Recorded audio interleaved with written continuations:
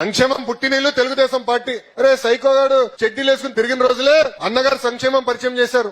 ఇటీవల నేను ఒక వీడియో కాన్ఫరెన్స్ చూశాను. ఒక ఆయన చెప్తున్నాడు, ఒళ్ళు చిగురు వచ్చింది నాకు, నిజంగా బాధేసింది. సైకోగాడు అని చెప్పి మా లీడర్ని ఒకటి ప్రశ్నించాడు. ఆ లోఫర్ గారిని అడుగుతున్నా, నేను సైకోగాడు అని చెప్పినటువంటి లోఫర్ గారిని నేను అడుగుతున్నా, మా లీడర్ అడుగు పెడితే జనం ఏ రకంగా వస్తుందో ఒకసారి చూడు.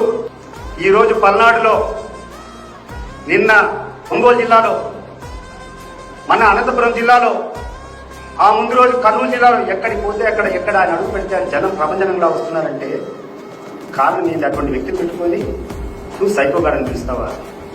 ఏం ధైర్యంతో నువ్వు మాట్లాడుతున్నావు నాకు అర్థం కావడంలా. అధికారం వచ్చిందని చెప్పి మదం ఎక్కి నువ్వు మాట్లాడుతున్నావా?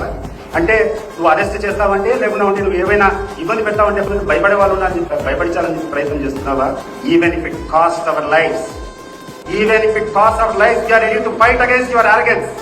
మిస్టర్ గుర్తుపెట్టుకో, ఈ నాలుక నువ్వు కంట్రోల్ పెట్టుకోకుండా ఈ ఇష్టానుసారం మాట్లాడితే సహించేటువంటి పరిస్థితి ఉండదు. నువ్వు ఏ రకంగా మాట్లాడతావు పదంతలు మేము మాట్లాడగలుగుతాం.